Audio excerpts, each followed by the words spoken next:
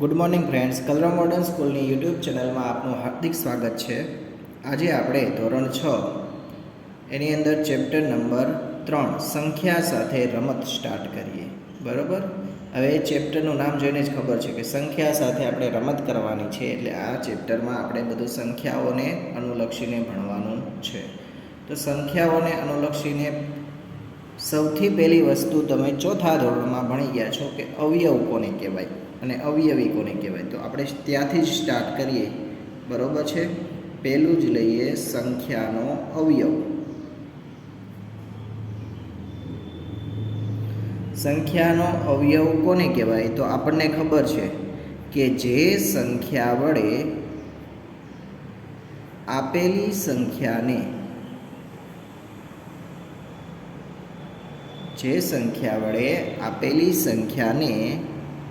નિશેષ ભાંગી શકાય.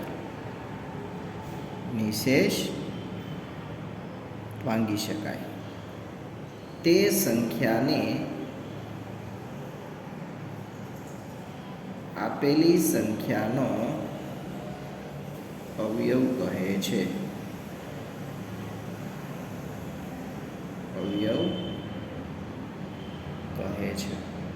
બરાબર.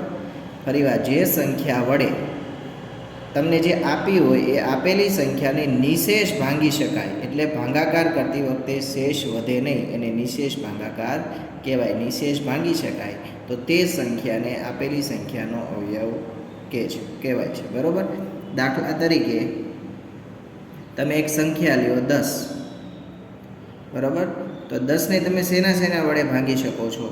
તો 10ને સૌથી પહેલાં તો 1 વડે ભાંગી શકો, 1 દાણ 10. પછી 2 વડે ભાંગી શકો, 2 પંચા 10. પછી 3 વડે ના ભાંગી શકો, 4 વડે ના ભાંગી શકો, અને શેના વડે ભાંગી શકો? 5 વડે ભાંગી શકો. પછી 6, 7, 8, 9 ને 10. 10 જે સંખ્યા છે એ લખવાની જરૂર નથી. તો અહીંયા કેટલી 10ને તમે શેના વડે ભાંગી શકો? 1, 2 અને 5. તો આ જે 1, 2 અને 5 છે એ શું છે? 10ના અવયવ છે. સંખ્યા 10ના 3 અવયવ છે, 1, 2 અને 5. એટલે તમે લખી શકો 10ને 1, 2 અને 5 વડે નિશેષ ભાંગી શકાય છે. તેથી 1, 2 અને 5 એ સંખ્યા 10ના અવયવો છે. 3 અવયવ મળ્યા આપણને. બરાબર. આવી રીતે તમે બીજો એક એક્ઝામ્પલ લઈ લો. દાખલા તરીકે 15. તો 15ને તમે શેના વડે ભાંગી શકો? તો એક તો 1 વડે ભાંગી શકો, 2 વડે ના ભાંગી શકો, 3 વડે ભાંગી શકો, 4 ના ભાંગી શકો, 5 ભાંગી શકો. એ સિવાય બીજા શેના વડે ભાંગી શકો? ના ભાંગી શકો. તો 15ને 1, 3, 5 વડે નિશેષ ભાંગી શકાય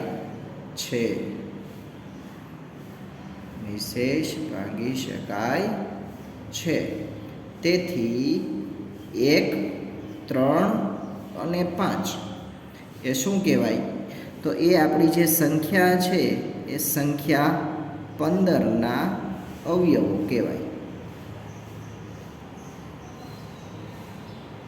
બરાબર. તો આ રીતે તમારે યાદ રાખવાનું છે. હવે અમુક તમને નોંધ કહું તો એકડો જે છે, એકડો 1 એ દરેક સંખ્યાનો અવયવ છે. 1 એ દરેક સંખ્યાનો અવયવ છે. તમે કોઈ પણ સંખ્યા લ્યો, 10માંય 1 આવ્યો, જુઓ 15માંય 1 આવ્યો. બરાબર. તો 1 તો દરેક સંખ્યાનો અવયવ છે જ. પછી દરેક સંખ્યા એ પોતાનો અવયવ હોય જ. 10નો અવયવ 10 છે? તો કે હા. તો બીજો નિયમ એ છે કે દરેક સંખ્યા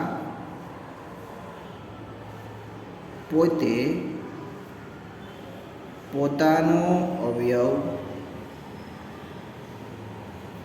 હોય જ. દાખલા તરીકે 10. તો 10નો અવયવ 10 કહેવાય? તો કે હા. દાખલા તરીકે 15. 15નો અવયવ 15 કહેવાય? હા. 1 અને 15 તો હોય જ. બરાબર.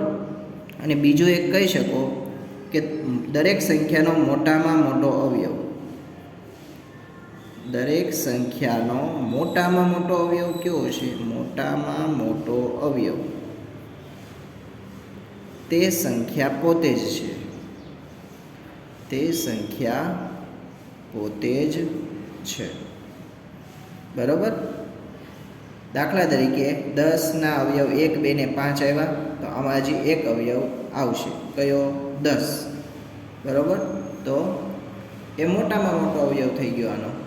ઓકે, ચલો. ત્યાર પછી તમે સંખ્યાનો જે અવયવ લ્યો છો એ અવયવ વડે તમે આ સંખ્યાને ભાંગી શકો, એ તો આપણને ખ્યાલ જ છે. પછી સંખ્યાના અવયવો ફિક્સ જ હોય, એની સંખ્યા કેવી હોય? નિશ્ચિત હોય. રેડી? તો એ તમે લખી શકો. કોઈ પણ સંખ્યાના અવયવો કેવા હોય છે? તો કે નિશ્ચિત હોય છે. બરાબર. એની સંખ્યા કેવી હોય છે? ફિક્સ જ હોય, કે આટલા જ હોય. કોઈ પણ સંખ્યાનો અવયવ હોય એ સંખ્યા કરતાં નાનો હોય અથવા એની બરાબર હોય, એ પણ તમને ખબર હોવી જોઈએ. કોઈ પણ સંખ્યાનો અવયવ કેવો હોય? તે સંખ્યા કરતાં નાનો અથવા તે સંખ્યાની બરાબર જ હોય છે. આ વસ્તુ તમારે યાદ રાખવાની છે. આ જે વાત કરી એ આપણે શેની વાત કરી? અવયવોની. બરાબર. દાખલા તરીકે હું અહીંયા લખું ઉદાહરણ ફરીવાર. 10ના અવયવો તો કયા કયા થશે? 1, 2, 5 અને 10. 15ના અવયવ કયા કયા થશે? 1, 3, 5 અને 15. રેડી? ચલો, આ વાત કરી આપણે અવયવોની. હવે એના પછી જે આવે છે એ અવયવી આવે છે. તો અવયવી વિશે પણ તમે ભણી ગયેલા છો. બરાબર. અવયવી કોને કહેવાય? તો સંખ્યાનો અવયવી એટલે શું? તો આપેલી સંખ્યા વડે નિશેષ ભાંગી શકાય તેવી દરેક સંખ્યા, એવું તમે ભણી ગયા છો. બરાબર. સંખ્યાનો અવયવી એટલે શું? તો એના માટે તમે લખી શકો કે આપેલી સંખ્યા વડે નિશેષ ભાંગી શકાય, ભાંગી શકાય તેવી દરેક સંખ્યાને આપેલી સંખ્યાનો અવયવ કહે છે. બરાબર. દાખલા તરીકે હું કહું કે 7. બરાબર. તો 7 વડે તમે કોને કોને ભાંગી શકો? તો 7ને ભાંગી શકો, 14ને ભાંગી શકો, 21ને ભાંગી શકો. એટલે કે 7 વડે 7, 14, 21, 28, 35 આ વગેરે સંખ્યાઓ છે કેટલી મળશે? અનંત. ને નિશેષ ભાંગી શકાય. તેથી 7, 14, 21, 28, 35 વગેરે સંખ્યાઓ એ શું છે? તો વગેરે સંખ્યાઓ એ 7ના અવયવી છે એવું તમે કહી શકો. બરાબર. 7, 14, 28, 35 વગેરે સંખ્યાઓ એ 7ના અવયવો છે. ત્યાર પછી જો ઉદાહરણ આપણે બીજા લઈએ આપણે. બરાબર. કે 9ના અવયવી લખીએ આપણે. તો 9 વડે તમે કોને કોને ભાંગી શકો? તો 9ને ભાંગી શકો, 9 દુ 18ને ભાંગી શકો, 9 તેરી 27ને ભાંગી શકો. બરાબર. 9 ચોક 36ને ભાંગી શકો, 9 પંચા 45ને ભાંગી શકો. આવી રીતે તમે એના અવયવી લખી શકો. દાખલા તરીકે 12ના અવયવી કોણ કોણ થાય? તો 12 વડે કોને કોને ભાંગી શકો? તો 12ને ભાંગી શકો, પછી 24ને ભાંગી શકો, 12 તેરી 36ને ભાંગી શકો, 12 ચોક 48ને ભાંગી શકો, 12 પંચા 60ને ભાંગી શકો, 12 છક 72ને ભાંગી શકો. આવી રીતે કેટલા મળે? અસંખ્ય અવયવો મળે તમને. બરાબર?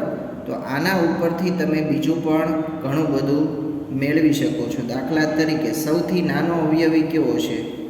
અને આ 9 છે એ જુઓ. પહેલાં તો પોતે પોતાનો અવયવ છે જ. 12 છે એ પોતાનો અવયવી છે જ. તો આના ઉપરથી તમે શું લખી શકો કે દરેક સંખ્યા પોતે પોતાનો અવયવી હોય જ. એટલે હું અહીંયા લખીશ કે દરેક સંખ્યા પોતે પોતાનો અવયવ હોય જ. આ યાદ રાખવાનું છે તમારે કે દરેક સંખ્યા એ પોતે પોતાનો અવયવ હોય જ. બરાબર? પછી કોઈ પણ સંખ્યા છે એ એકનો અવયવી છે જ. દરેક સંખ્યા એ એકનો અવયવી તો છે જ. જો એકના અવયવી કોણ કોણ? તો દરેક સંખ્યા કહેવાય. 1 2 3 4 5 6 7 એ બધા એકના અવયવી છે. બરાબર? ત્યાર પછી દરેક સંખ્યાના અવયવીઓ કેટલા હોય? તો અહીંયા જુઓ, 9ના અવયવી કેટલા? ચાલે જ રાખે છે. 12ના અવયવી કેટલા? ચાલે જ રાખે છે. અસંખ્ય હોય છે. બરાબર? હવે આમાં આપણે કીધું હતું, બરાબર, કે કોઈ પણ સંખ્યાના અવયવો નિશ્ચિત હોય, પણ અવયવી કેટલા હોય છે? અસંખ્ય હોય છે. તો અહીંયા તમે લખી શકો કે દરેક સંખ્યાના અવયવીઓની સંખ્યા કેટલી હોય છે? અસંખ્ય હોય છે. ઓકે. ત્યાર પછી કોઈ પણ સંખ્યાનો નાનામાં નાનો અવયવી એટલે શું? તો કે સંખ્યા પોતે. જો આ 9નો નાનામાં નાનો અવયવી 9, 12નો નાનામાં નાનો અવયવી 12 છે. તો એવું લખી શકો કે કોઈ પણ સંખ્યાનો નાનામાં નાનો અવયવી, કોઈ પણ સંખ્યાનો નાનામાં નાનો અવયવી એટલે સંખ્યા પોતે. રેડી? ત્યાર પછી જે સંખ્યા હોય એ સંખ્યાના અવયવી એ સંખ્યા જેટલા અથવા સંખ્યા કરતાં કેવા હોય? મોટા જ હોય. તો એ પણ હું લખી શકું. પહેલામાં અવયવ માટે લખ્યું હતું, એવી જ રીતે અવયવી માટે કોઈ પણ સંખ્યાનો અવયવી તે સંખ્યા કરતાં કેવો હોય? મોટો હોય. તે સંખ્યા કરતાં મોટો અથવા એના જેવડો જ, અથવા તે સંખ્યાની બરાબર હોય છે. તો આ વસ્તુ યાદ રાખજો કે અવયવ લખવા છે એટલે તમે 15ના અવયવ લખવા છે તો 15ને કોના વડે ભાંગી શકો? એ બધા 15ના અવયવ. દાખલા તરીકે અવયવી લખવા છે તો આ 9ના અવયવી લખવા છે તો 9 વડે તમે કોને ભાંગી શકો? એ એના અવયવી. સમજવા જેવું છે. સંખ્યાને અવયવમાં શું કે જે સંખ્યા આપી છે એને તમે કોનાથી ભાંગી શકો એ શોધવાનું, અને અવયવીમાં શું શોધવાનું? જે સંખ્યા આપી છે એના વડે તમે કોને ભાંગી શકો એ શોધવાનું છે. બરાબર? હવે ત્યાર પછી આપણે વાત કરીએ અવિભાજ્ય સંખ્યાઓ અને વિભાજ્ય સંખ્યાઓ. ચલો, આ પણ તમે ભણી ગયા છો.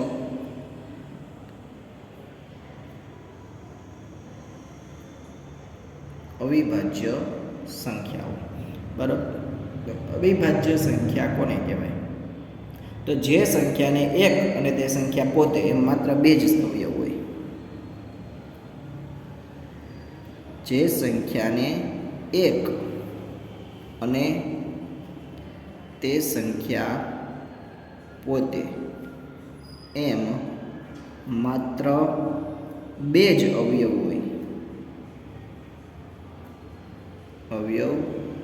હોય. બરાબર? તો તે સંખ્યાને તો તે સંખ્યાને અવિભાજ્ય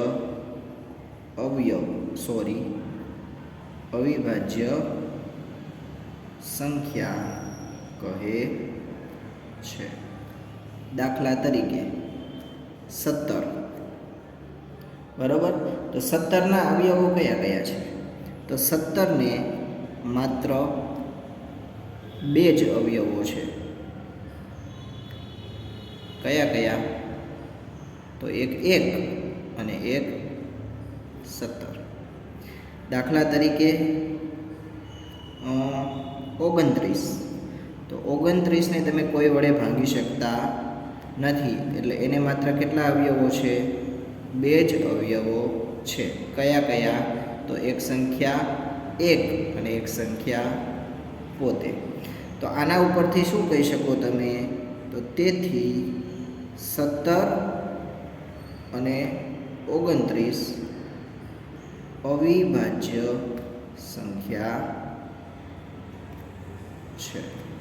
તો અવિભાજ્ય સંખ્યા એટલે શું? કે જે સંખ્યાને તમે કોઈના વડે ભાંગી શકતા નથી, અથવા કરીને લખવું હોય તો જે સંખ્યાને ભાંગી શકાતી નથી તે સંખ્યાને શું કહેવાય? અવિભાજ્ય સંખ્યા કહે છે. જે સંખ્યાને ભાંગી શકાતી નથી એવી સંખ્યા. જો 17ને ભાંગી શકો તમે કોઈના વડે? નથી ભાંગી શકતા. 29ને ભાંગી શકો તમે કોઈના વડે? તો કે નથી ભાંગી શકતા. એટલે 17 અને 29 કેવી સંખ્યાઓ છે? અવિભાજ્ય સંખ્યાઓ છે. બરાબર. તો આ સંખ્યાઓ કઈ કઈ છે આવી? તો એ આપણે લખીએ. હવે આપણે 1 થી 100 સુધીની અવિભાજ્ય સંખ્યાઓ લખીએ. બરાબર.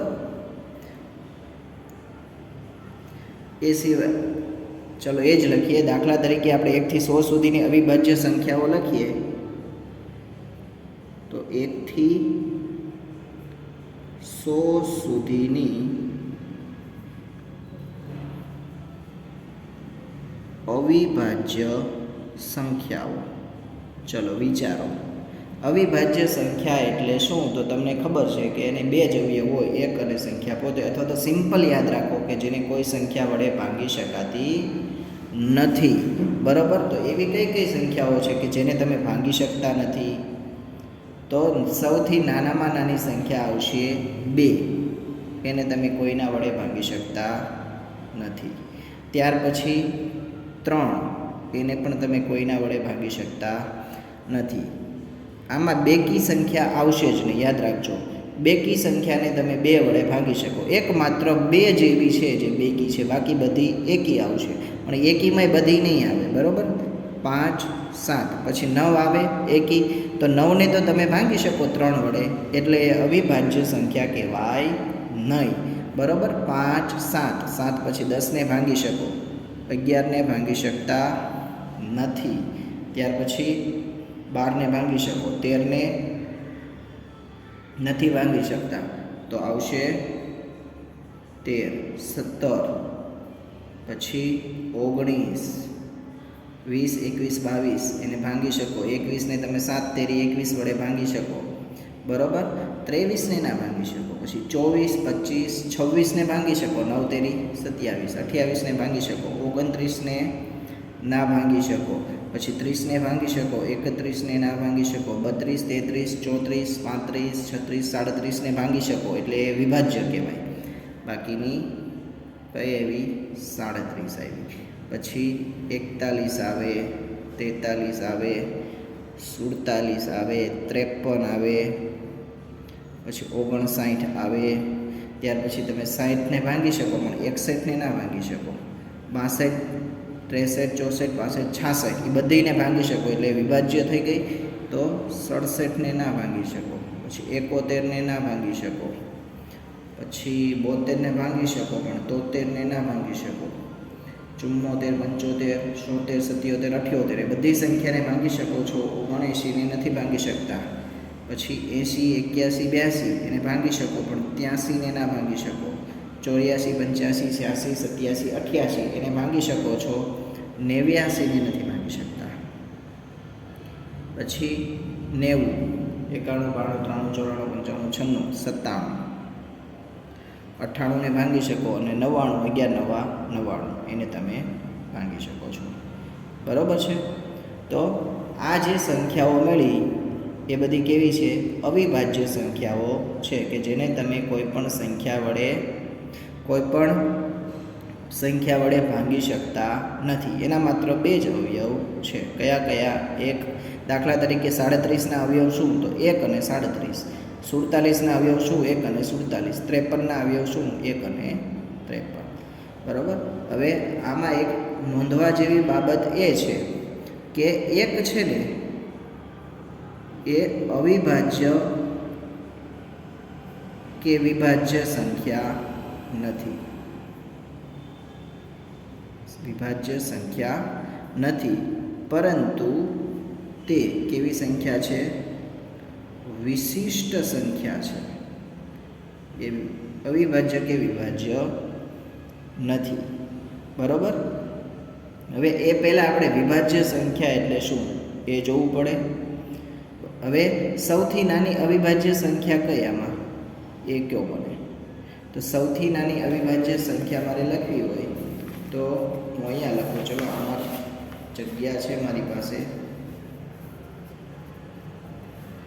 ચલો, સૌથી નાની અવિભાજ્ય સંખ્યા તમને હમણાં સ્ટાર્ટ કર્યું એ ક્યાંથી સ્ટાર્ટ કર્યું? તો તમને ખ્યાલ છે કે 2 થી સ્ટાર્ટ કર્યું. તો એનો મતલબ શું થયો? કે સૌથી નાની અવિભાજ્ય સંખ્યા શું છે? તો કે 2 છે. અને આ 2 છે એ એકમાત્ર બેકી અવિભાજ્ય સંખ્યા છે. બેકી અવિભાજ્ય સંખ્યા છે. આ સિવાય કોઈ બેકી સંખ્યા આની અંદર આવતી નથી. રેડી? ચલો, ત્યાર પછી આપણે જોયું કે એકડો કેવી છે? અવિભાજ્ય કે વિભાજ્ય સંખ્યા નથી. હવે વિભાજ્ય સંખ્યાઓ કોને કહેવાય એ પહેલાં સમજાવી દઉં. તો વિભાજ્ય સંખ્યા એટલે અવિભાજ્યથી એકદમ ઉલટું. અવિભાજ્ય એટલે કેવી સંખ્યા કે જેને તમે ભાંગી શકતા નથી. તો વિભાજ્ય સંખ્યા એટલે શું? તો જેને તમે કોઈ પણ સંખ્યા વડે ભાંગી શકો, અથવા એમ કહેવાય કે જે સંખ્યાને 2 થી વધારે અવયવ હોય. શું કહેવાય? જે સંખ્યાને 2 થી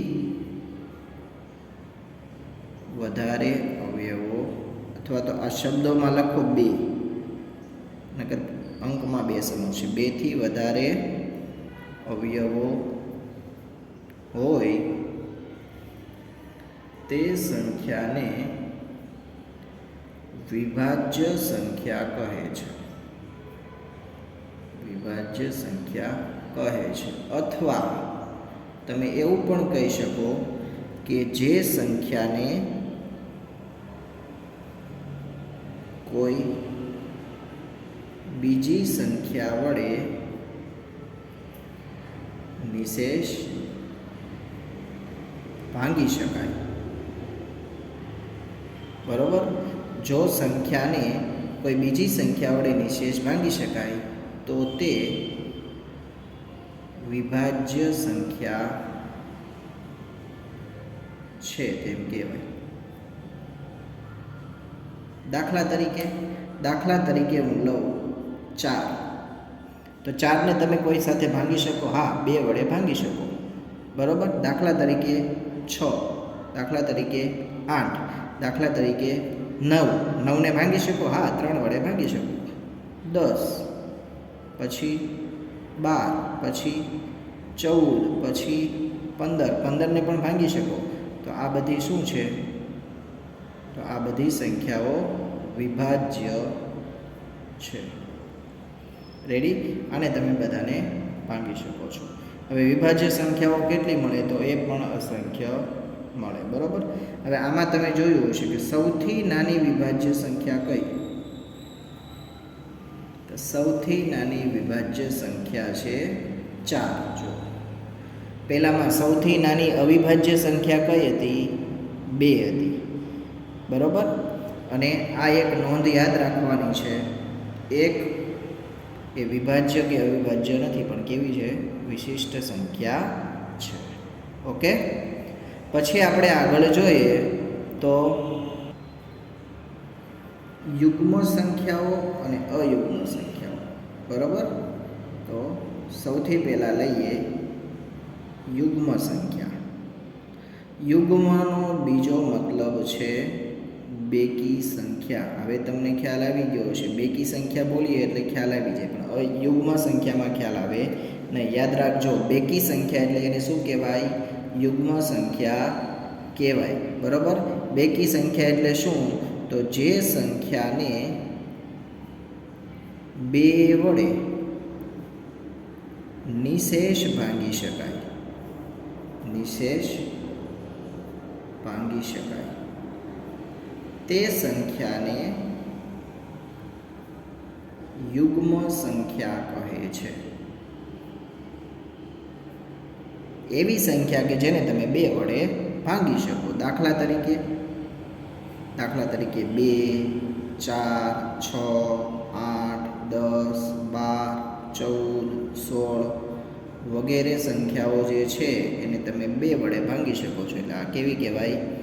યુગ્મ સંખ્યા કહેવાય. બરાબર, ત્યાર પછી અયુગ્મ સંખ્યા.